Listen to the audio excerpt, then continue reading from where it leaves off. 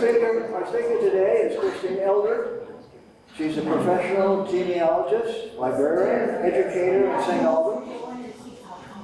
Her family roots include, I'm going to do quite a list here of her family roots: Puritans, heretics, heathens, indentured servants in New France, Irish maids, chauffeurs, farmers, and I don't know what else, but that's enough, I guess. She loves to document the lives of ancestors in context, solve family mysteries, and particularly trace elusive female line. Would you please welcome back for us, Christine Eldred. Thank you. Thanks so much. I recognize some of you from the last time I was here, but it's really nice to be in this new space. It's beautiful. This is my first time in here. Hopefully the acoustics are okay, but if I'm not speaking loudly enough, please just wave at me from the back, and I'll try to speak more loudly. I'm not sure if I want this down here or up here, so I think I'm going to try. You might see me moving it back and forth, but getting used to this space. So I wanted to talk about family mysteries because I think this is something that is very intriguing to a lot of people. We probably all had the experience of being with family, maybe at a family reunion or Thanksgiving, and hearing something mentioned that you kind of wanted to know more about, but the adults didn't think you needed to hear about, but you over time maybe got a sense of there was an issue or a story or a rumor or something that intrigued you, that you've always been wondering what the truth is about. And most families have these kinds of stories, or simply things that kind of get lost in the mist of time, but seem like something that's important to you to know about your roots and yourself even. So mysteries are stories. In genealogy, we have something called brick wall problems, which are when you kind of run into a dead end and you're researching one of your ancestors, but the trail stops, this trail goes cold, and you're stuck. You can't find the right record, you can't identify the right person, you can't find where they moved to. But mysteries are different than that. They're not just a dead end. They're really about issues that happen in families that sometimes are secret, they're maybe unacknowledged or hidden. Often they're closer to us in time because if they're older, they tend to dissipate, and if nobody found out the truth, they end up just being buried, so to speak. Their context is usually more complex, so it's usually the mystery has something to do with a time, a place, and a set of circumstances. So it's not really usually just about finding some information. It's about understanding the full picture of what happened to a particular ancestor. Oftentimes, the events surrounding the mystery are life-changing for your ancestor. They may be something that impacts them for the rest of their life, like a bankruptcy, a sudden death. There's many types of things that can impact your life, the rest of your life. For you, they're often compelling and meaningful stories. There's something that impact your sense of yourself, your identity with your family, and your own family roots and your understanding of who your family is and where they come from. So in 2020, I did a survey, and I asked a number of people to please just answer some questions for me about their interests and perspectives about genealogy. And I had about 165 people that responded. And one of the questions was this one: in what ways do you believe that an ancestor's life experiences can impact descendants? And I was surprised at the results. I really wasn't sure what people would say, but I don't know if you can read this from here, but the top response is genetically, so it impacts people genetically, and that was the number one response, 125 people. Mentally or emotionally was 118. Physically, 86 people said yes. Spiritually, 82, and financially, 80, and 10 people said none of the above. I was surprised by those results because, in particular, I thought it was interesting that, say, financial was towards the bottom and mental and emotional was closer to the top. So I think many people have a sense that we have an impact from our family, even if it's not visible or apparent to us. We know, we feel, we experience that some things that are handed down to us aren't just genes and aren't just, sort of our family dynamics. There's actually some interesting new research on inherited trauma, and I just wanted to bring that up. It's a kind of a new area of research, and there's some controversy about different causes and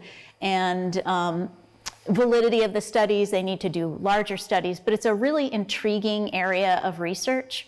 And these studies typically look at both physical and psychological impacts on survivors and their descendants. So survivors of famines, the Holocaust, war veterans, prisoners of war, terror attacks like 9/11, the descendants of those people that were directly impacted have been studied, and so on. And what they're finding is that they think that some of the traumatic experiences can impact what are called epigenetics. So not our DNA directly, but epigenetics is how genes are expressed. And so some of these experiences can actually impact us genetically.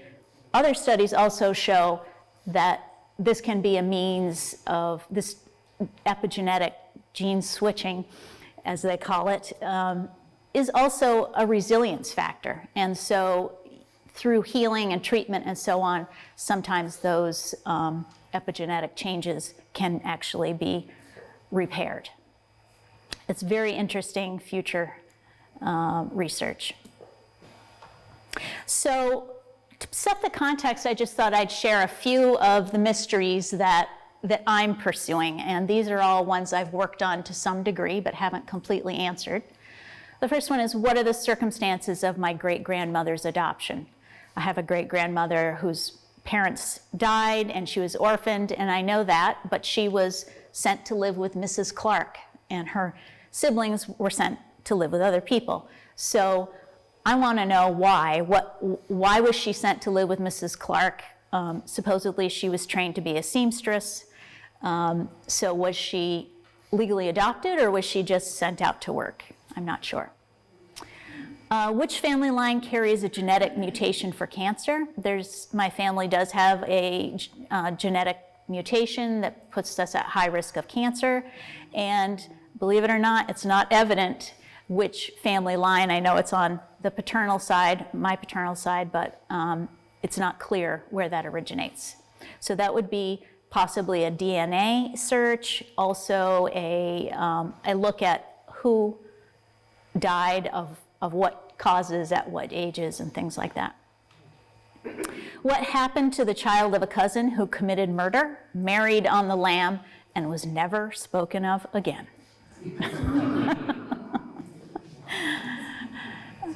And the last one is it true that my second great-grandmother was an herb doctor? So, if you want to start solving a mystery, one of the first things you need to do is develop a hypothesis.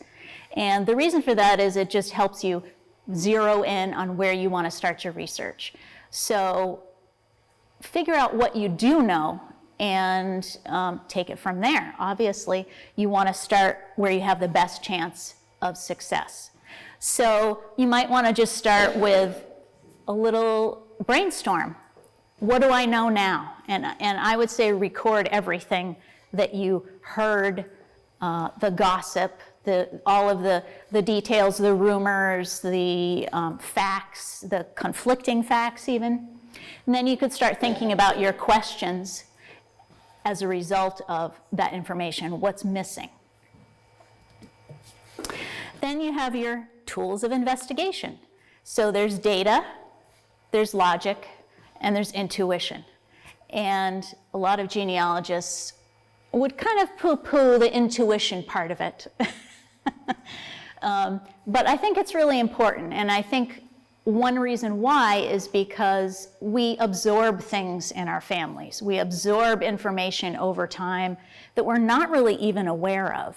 And so I've found working with clients in genealogy that they often don't tell me things that would be useful because to them it's just not even something they consider. It's just in their memory bank or in their concept of their family. So they don't necessarily tell me things, and so I'll call them and I'll say, I found this and I found this, but I'm not really sure which is the right track, and they'll tell me something that helps me follow the right path, because we all learn things about our family and the culture of our family that goes in. So we have a sense of this is right, this is wrong, this fits, this doesn't fit, and I would put that in the intuitive category. It's not something somebody else is going to know.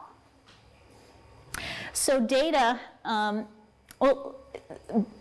these things that I've listed up here are some of the sort of more advanced methods of thinking about your research. So I did a previous presentation on kind of starting your family history, and this is taking it a little bit to the next level. So if you've collected vital records and census records and so on, you may want to use something like a record checklist that is a complete list of the types of records that are available. There's something in professional genealogy called reasonably exhaustive search, which is about knowing what the various sources are that's available for your person and their time and place. And so one of these checklists just helps you work through all of the things and sources and records that might be relevant to your particular mystery. Another thing I would emphasize is the FAN club, which is FAN is an acronym for family, associates, and neighbors. And another term for this is cluster research. This can be quite useful if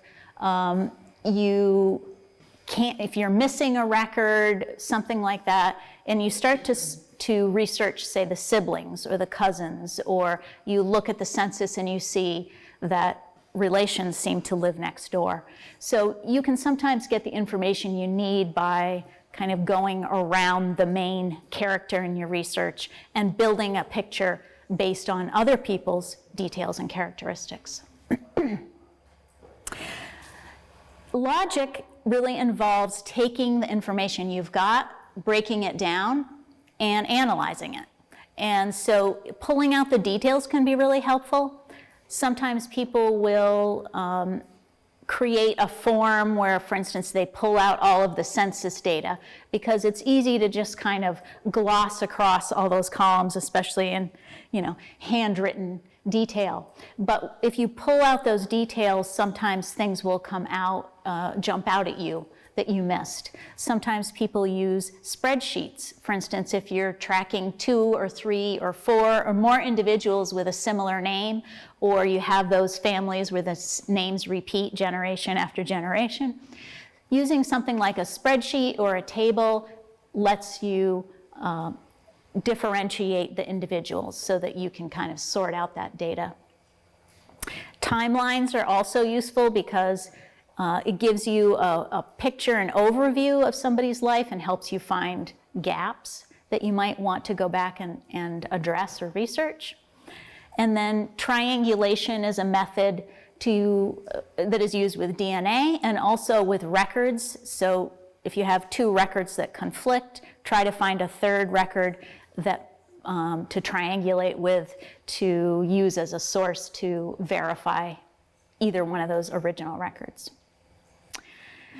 Intuition is more associative, and I would just encourage people to be open to this method, to follow what feels meaningful to you in your research. Of course, like anything, you have to be aware that sometimes there's wishful thinking, there's biases, and so on.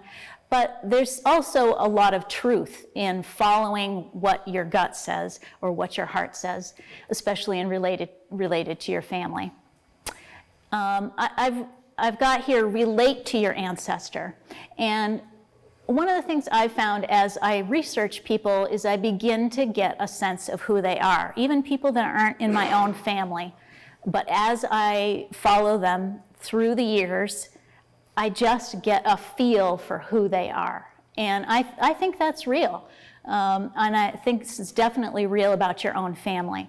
So many people, and of course many cultures, actively cultivate relationships with their ancestors. They pray to their ancestors or ask for guidance or protection from their ancestors. They may have altars that include ancestor veneration. It's different than our culture typically, but it's an interesting model and source of information.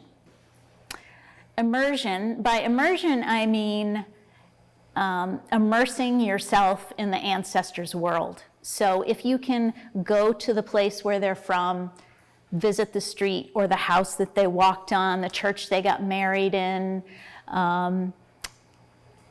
consider some of their cultural traditions, those kinds of things. Walk in the cemetery where all their ancestors are buried.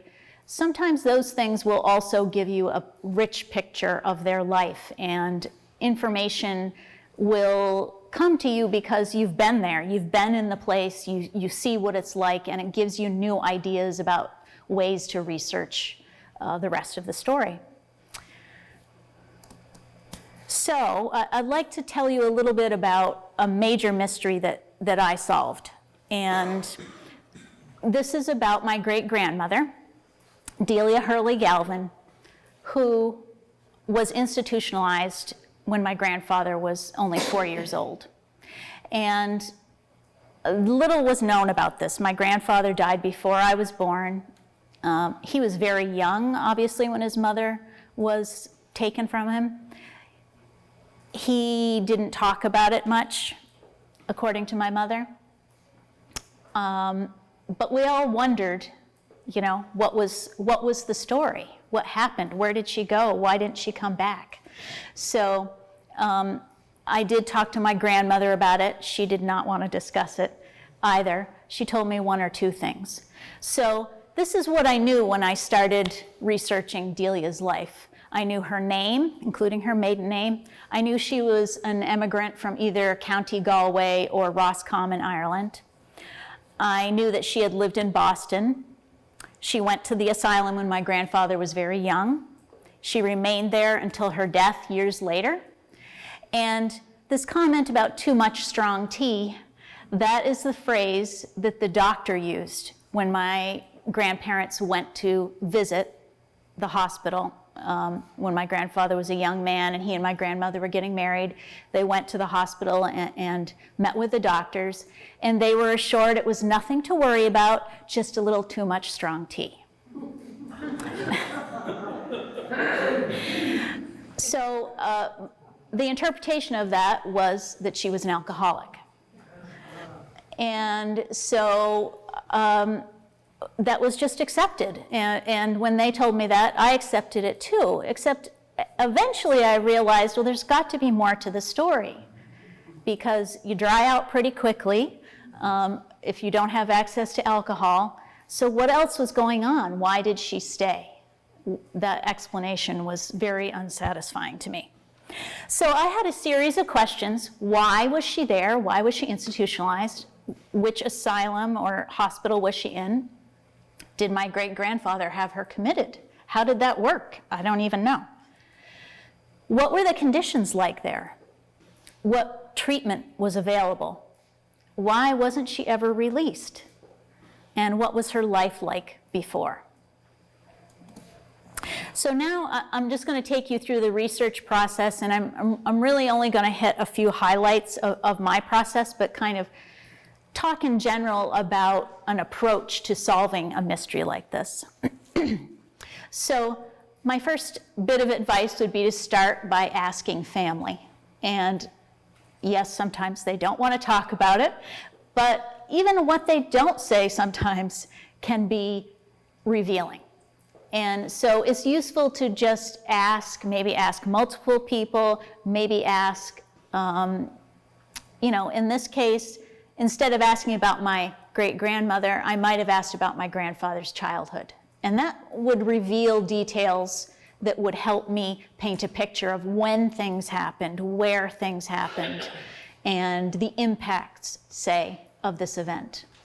So I would say it's worth asking, and to record everything, even the conflicting details, the gossip, the rumors, the guesses, and I would ask your relatives, what do you think happened?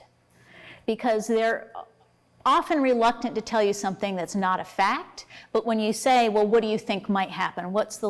They're going to be drawing on that information that I mentioned before that you kind of absorb by osmosis, and they will have a different set of information than you do in that sense, possibly. So it's worth asking, what do you think happened? Forget the facts that we don't know for a minute. What do you think is likely? And then you want to get close to the person that you're researching in time, place, and also that individual. So you want to get into the records that are very specific to the time and place that you're looking at. So in my case, my grandfather was born in 1908, and I knew that his mother had been institutionalized when he was very young. I didn't know how young, but I decided to start with looking at the US 1910 census. Because I knew he was alive, I'd be able to identify the family by him and his siblings. And I did locate them in the records. They were living together. I had thought they were in Boston, as I mentioned in the previous slide. I couldn't find them in Boston, so then I had to widen my search a little bit, and I discovered they were living in Bridgeport, Connecticut. And at that point, I had a memory, a bell went off. Oh yes, my grandmother had once mentioned that my grandfather recalled his father taking him to a park in Bridgeport, Connecticut. And until that moment, I hadn't remembered that. So that's the kind of thing that can kind of surface as you start doing your research. So I found them in 1910. By 1920, in the 1920 census, the family was already split up. My grandfather was being raised by relatives in Vermont, and my great-grandfather was still in Bridgeport, working in a foundry, living in a boarding house. So after you've got some of your information, then you want to analyze the information you've collected. What can you make of that information? Can you rule in or rule out certain theories? Maybe you want to update your hypothesis. Is there something new or surprising that provides an additional idea or pathway for you to search? And what are those new questions that you want to chase down? You can also identify the gaps, the things that you want to find that will kind of shape the picture, and think about where else you would find that information. You want to start noticing patterns, and at this point, you're really getting a sense of who your ancestor is, what their situation is, and you can kind of start to follow hunches as well in your research. So in my own case, to better understand my great-grandmother's life, I started researching what mental health institutions were like in the 1910s and 1920s, because I had narrowed it down that she had been committed between 1910 and 1920. And I just, I figured I would never know really what the situation was, but I wanted to have a picture of what her life was like. What was the day-to-day life like? We've heard all sorts of things about institutions, and I really wanted to delve into what it was like in that time period. What was medical care like? What was psychiatric practice at that time? Did they use medications? Did they use talk therapy? What was it like living in one of those big Victorian brick buildings? I found that Connecticut had 2 state mental hospitals at the time, and I was able to read their annual reports, look up newspaper articles, find photographs. A few people had written biographical or accounts or memoirs about their time. So I dove into all of that and got a better picture of what her life was like. And again, I didn't expect to really know what her specific experience was, but it gave me a sense of both meaning, and it satisfied my curiosity just to know what it was typically like and what the circumstances were at that time. So some of that is things like, what are the laws at the time, and how does somebody be committed to an institution, and so on, those kinds of things. So at that point, I was into specialized records, all of the records that really had to do with that milieu, that place, and that time. And so I would encourage you to also think about some of the more specialized records that are a little bit difficult to find. They're not going to necessarily be on Family Search or Ancestry, but things like wills can be really valuable. They'll tell you, they'll name many family members. They'll tell you a lot about a person's status in the community, their economic situation. Military pensions, court records, land records, all of those things are more difficult to access, but can provide the type of detail that can kind of fill in some of the aspects of the mystery that you're interested in. And then, of course, there's DNA. And DNA is really useful for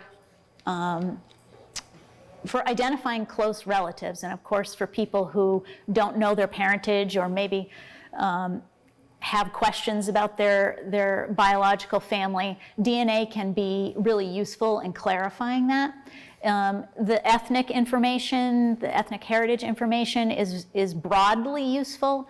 You'll find, if you've taken a DNA test, that the information changes with time, and that's because they're using the database of information that they're comparing your DNA to is constantly changing and updating. So, back to my grandmother's story, I eventually discovered that the Connecticut State Archives had the records for Norwich State Hospital, which was the largest state hospital in the state. And they had administrative records, and they had patient records, which surprised me greatly. And to my surprise, my grandmother's records were there. They have an index online of all the patient names that you can look up. And, you know, I just thought, well, I'll just check. I really had low expectations, but there were her records. So after making arrangements, I had to prove I was, in fact, related to Delia Galvin, and that I I was next of kin. I made arrangements to visit, so they had to have the file brought from their deep storage archive. So I made an appointment to go to the Connecticut State Archive, where I actually was able to read my grandmother's file. And it was really, it was really sort of a dream come true for a researcher. It sounds like a strange thing to say about basically a tragic situation, but it put the pieces together for me and for my family. So what was in Delia's records? There was her admissions paperwork, so it was like an intake form where she provided a lot of information about herself, her family. It had her parents' names, which I didn't know. how many brothers and sisters she had. It verified that she was from County Galway. They took a photograph of her. It wasn't a very good photograph because it's not the original. It was a copy of an old photograph. It's not the one I'm showing here. They took a medical history and did an exam of her, and all of that was included in the admissions paperwork. There were doctor's notes for her entire stay, which was the rest of her life at the institution. There was a visitor's card that showed who had come to visit her on which dates, which was quite interesting. And then there was a correspondence file, which was also very helpful. So the correspondence file contained a copy of every letter that my grandfather had written saying, "How is Mrs. Galvin? Does she seem to be better? When do you think she can come home?" So that answered a big question for me about my great-grandfather's role and perspective, which was he expected her to come back. And one of the things I found out in the intake paperwork is she had been briefly institutionalized the previous year, was released, but continued to decline. And I think my great-grandfather wanted her to get care, but then return. They had 3 young children. Also in the correspondence file was a letter that she had written to my great-grandfather and that he sent back to the superintendent, he was called, of the institution, saying, you can see here, this is what DELIA says about, she was complaining about the food. She wanted to be released. She wanted to be able to see her family. And he was concerned, so he was asking the superintendent, please read her letter and respond. There were also records of all the times he sent money or clothing for her care. So it was really an abundance of information and really, really fascinating. It did paint a picture of her life. So what did I find out? What happened to DELIA? My belief is she likely had postpartum depression. She was first institutionalized, not the final time, but her first time, 6 months after the birth of her 3rd child. She was physically unwell, according to the admissions paperwork, and she had like a fever. There were signs of infection. It appeared she had had a traumatic birth, a traumatic delivery. So she was generally unwell. She was socially isolated. She and her husband and their 3 children under age 5 lived in Bridgeport, but they didn't know anybody else. The rest of their family was either in Boston or Ireland, so they had no family support. My great-grandfather, was working in an iron foundry, and this was about 1914 that she was institutionalized. It was before the 8-hour workday, before the 5-day work week.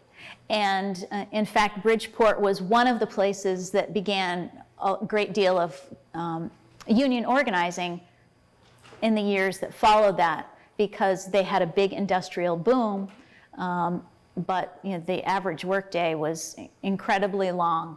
And I just think of my great-grandmother handling 3 young boys, all toddlers, alone, feeling unwell. Her husband's working long hours. Who wouldn't be in rough shape in that scenario? So I got some more answers. I talked about the letters from my great-grandfather. She had a diagnosis in the file that was called dementia precox, which meant premature dementia, and today is what we call schizophrenia. The file shows how paternalistic the doctors were. My great-grandfather would write these letters saying, "How is Mrs. Galvin? Is she improving?" And he would get very vague, patronizing responses. Things like, "She is eating well, and looks fine, but she is not much improved. And really no detail. And one of the things I learned, I researched dementia precox. There's a professor of medical history who's written an entire book on this diagnosis because it became a fad at the time that started in Austria and then spread particularly to the Northeast and the institutions in our area. It was a diagnosis that once it was placed on someone, they believed it was incurable and they didn't offer much treatment. So she didn't really have a chance once that label was put on her to get better and to leave. The notes revealed that there was a lot of focus on her attitudes. So how she dressed. Did she look neat? Was she idle? Or did she want to work in the laundry? They felt that keeping her busy, that work was therapeutic, and that her presentation was very important. And all those things were judged and written up in the notes. I learned that treatment was quite limited. One of the things that they did there was, I don't know what we would, I guess hydrotherapy is what we would call it. So they would do, cold baths or alternating hot and cold baths. They used homeopathy. I saw in the notes that her teeth had been removed at some point, and I recently saw that that was believed to be a treatment that would cure people of mental illness. And the sad reality is that for some people there was also eugenics, there was sterilization. And I don't believe that happened to her. There was nothing in the records about that, but she was close to 40 at the time. And she was not going to be released, so perhaps that was not considered for her. I really don't know the circumstances around that, but I just want to acknowledge that that did take place in Norwich State Hospital, in Connecticut, and in other areas of the United States.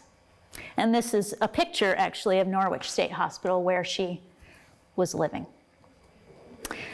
The hospital eventually, it was a very large campus. It covered more than a town. It was straddled 2 town lines and eventually had 30 buildings. It was almost like a little village or town unto itself. And although it was cutting edge in 1912, a couple of years before she arrived, it became more and more and more crowded over time. So the quality of life there definitely deteriorated. So after finding out all that, I was very, it's almost indescribable how satisfying it was to get this picture. And to some degree, I felt that DELIA was leading me on or cheering me on. She wanted her story understood and shared. And that's my belief. I was so lucky to find in the paperwork enough information to be able to locate her family in Ireland. And this is a picture of the house that DELIA was born in. And I still have family that live there. And it was just incredible to walk through the door of her house and see where she had come from, knowing, how her life ended and progressed. So these are a few pictures from my visit to Ireland, meeting my cousins. As it turns out, my great-grandfather was also from the same area, neighboring town. So I was able to stay with cousins, see the church where they worshiped every week, visit the family cemetery and the properties that my family came from. So today is All Saints' Day or All Souls' Day. It's also Dia de los Muertos, or Day of the Dead. And I didn't realize that when I chose this date for my presentation. But I think it's kind of a great coincidence.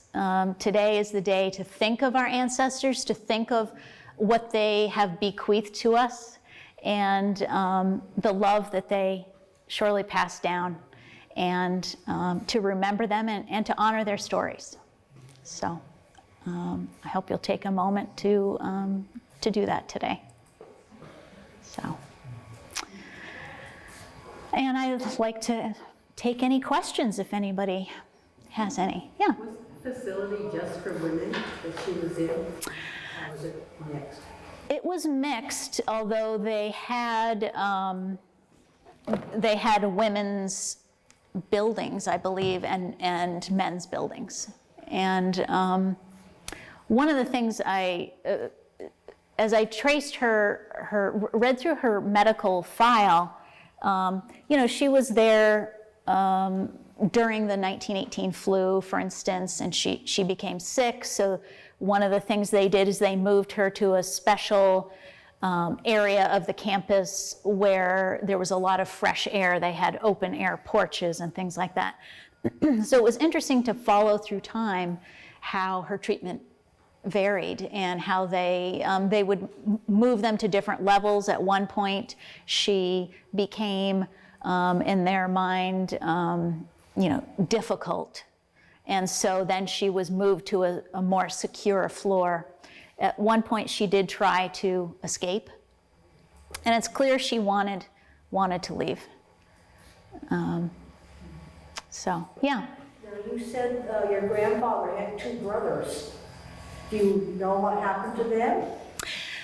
I do. They came with my grandfather to Vermont. They were raised by relatives in Dummerston.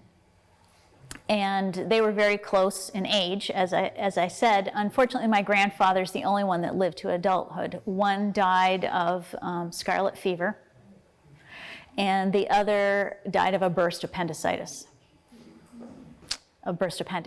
So it was very sad for my grandfather. He really, he continued to see his father, but his father was working in Bridgeport, and so he only saw him a few times a year. He was raised by relatives, so he was fortunate in that sense, but he experienced a lot of loss. Yeah. Yes? How easy was it to read the record with handwriting being so variable and doctor's writing being atrocious? Yeah, some of it was typed, and some was handwritten. I don't remember that being difficult.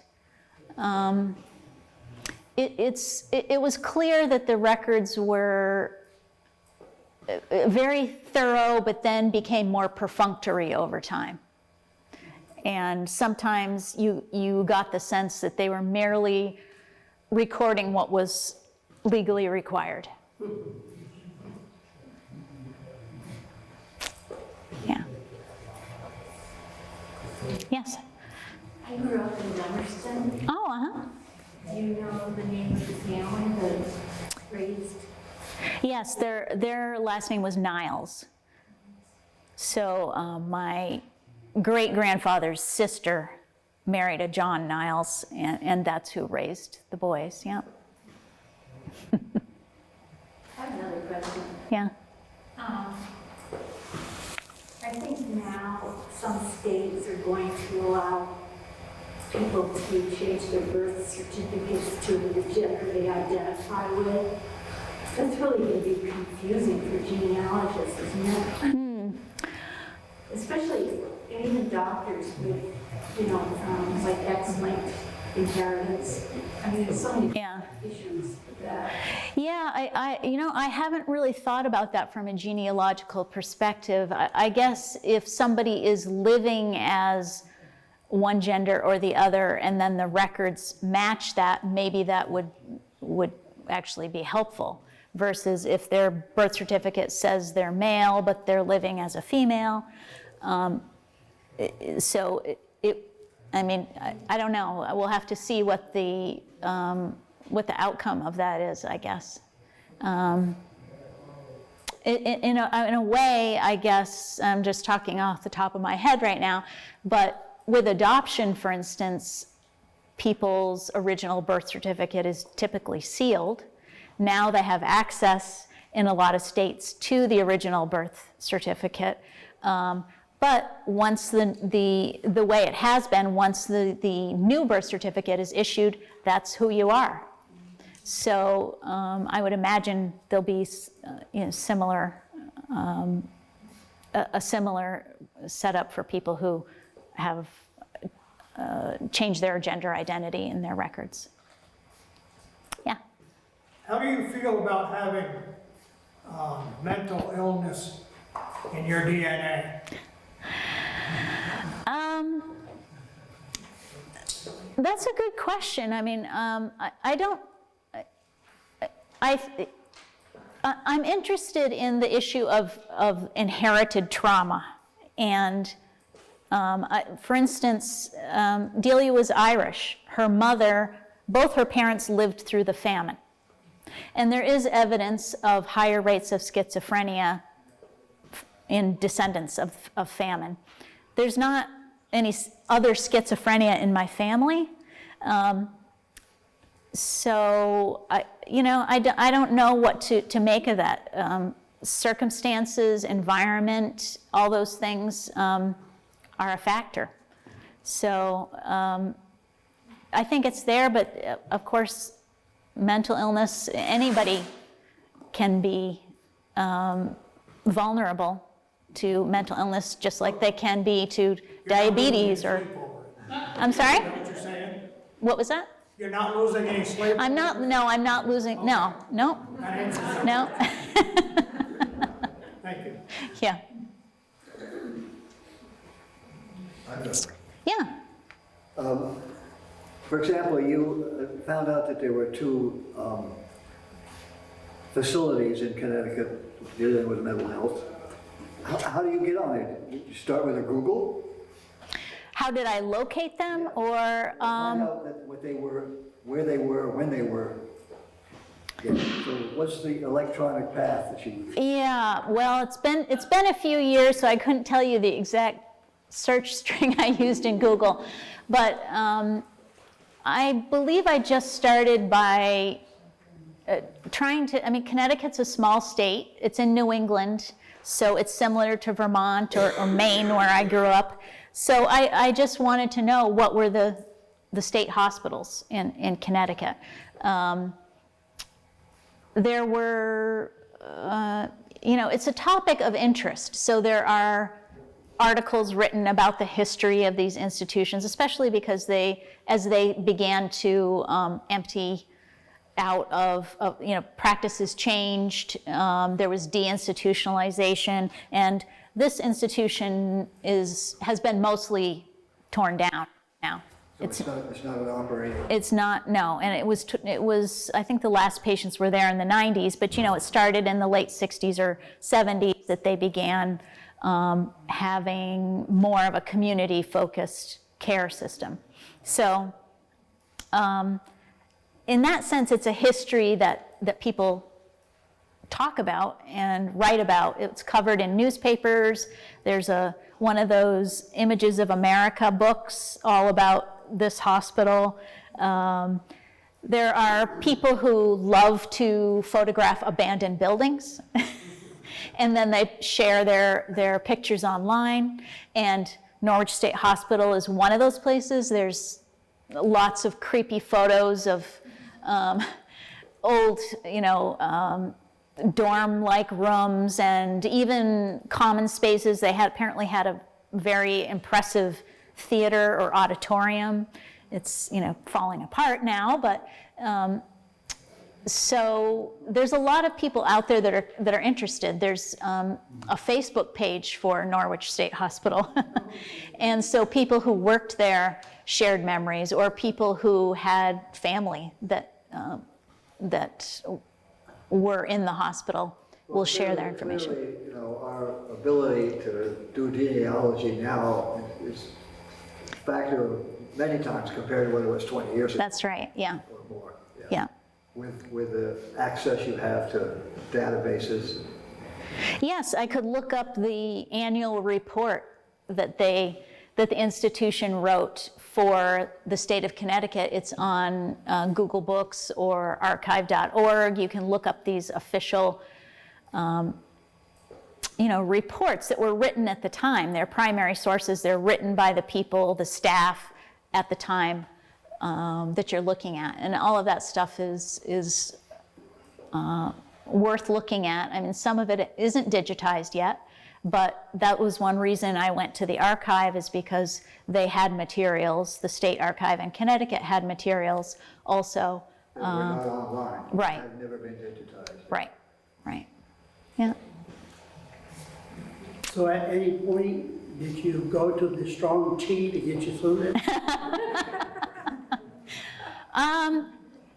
Not really. It's interesting.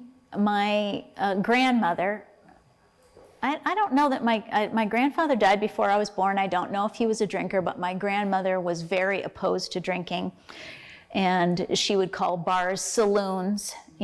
She would say people are going to the saloons, they're drinking spirits, and she had a real dislike of it. And I do think some of it had to do with my grandfather's family history. And if it's in your family, it's something you have to take seriously and be aware of. Yeah, but. And your question was, I think, more lighthearted than that, but yeah, it's. The criteria for someone being admitted to a mental hospital a lot of times was suspect, I think, and not as clinically accurate as probably today. And some people were diagnosed, I'm sure, were just difficult to live with or get along with, or had another way of thinking, and ended up being committed. And the idea of committing someone could be made by a lot of people. They could just say, well, that guy's crazy, we got to commit him. Yeah, I think that's true. That was one of my fears when I began the research, was finding out that particularly as a woman in that time, that she may not have had rights over what happened to her. She may not have had a say. There was, I forgot to mention this earlier, but one of the things that was in the file was the probate paperwork. So it had gone through an official process with a judge and so on, and there were affidavits from the doctors who had treated her earlier. And they explained, again, they were, I think we would consider them now kind of patronizing or paternalistic, but they did record things like she had experienced night terrors. She saw figures at the end of her bed. She apparently had been drinking. I guess maybe now we would call that self-medicating. I mean, if I saw figures at the end of my bed, I would want to do something to stop that from happening. So, yeah, I think it's certainly, by today's standards, it's really difficult to judge what was legitimate, what was a real need. I mean, certainly nowadays we're so aware that to commit somebody against their will is a serious violation. And so. How about people who are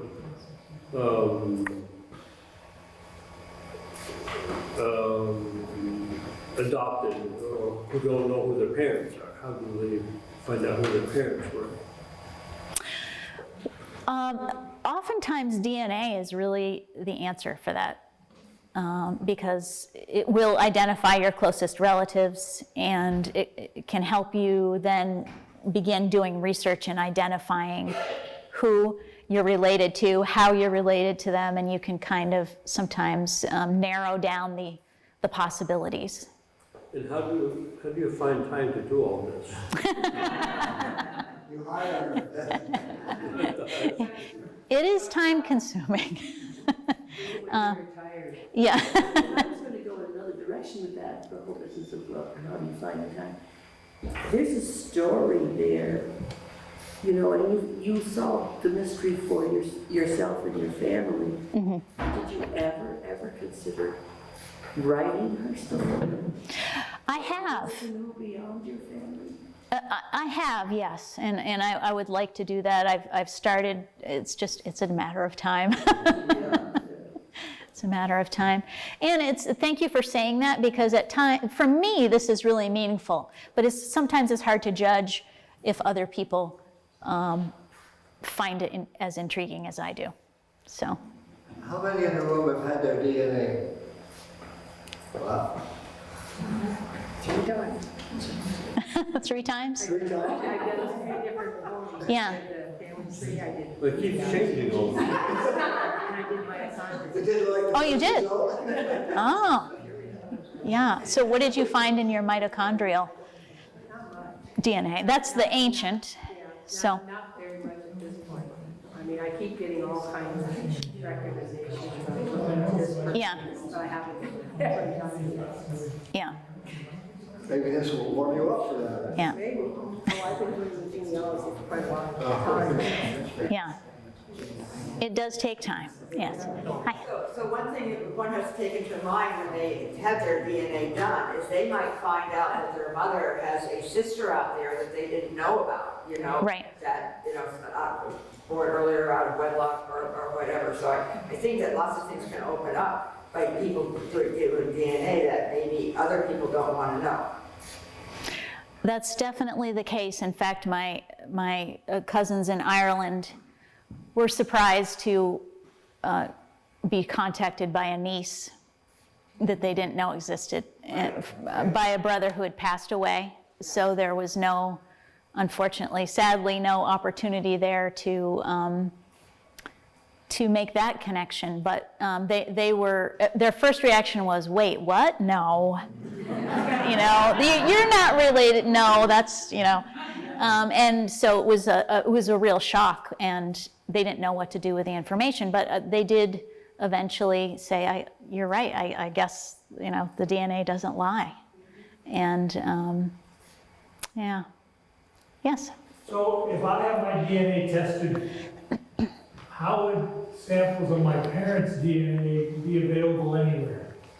They're both dead, they've been dead for years and years. Yeah. How would their DNA, It's also possibility to test their DNA But be? they know from your DNA. They know the same. Yeah, and, you know, From my DNA that my parents had brothers and sisters? Yes, they can tell. If that person has had their DNA done too, and so that's. But still, they would have had to have it done. Yeah, well, this person had, and this person. None of my family had DNA tested. No, but you don't know if somebody out there who you don't even know about is actually your, like, brother, the grandnephew of, or something like that, because they had their DNA done. Yeah, so someone would have had to have it done. Right, Okay, else. that's just, right, just right. quick enough for me that they aren't out of somehow Oh, yeah, somebody the else. atmosphere. They're also solving. Yeah, no. It's nothing either. It's nothing that mysterious or nefarious. So it's, for instance, my mother has tested, my father didn't test, and he's since passed, but some of my paternal cousins have tested, and so there's some of the DNA from my paternal side that's in the database that I tested with, and now, which was Ancestry, and now Ancestry is even able to break out your DNA and say which comes from your maternal side and which from your paternal side.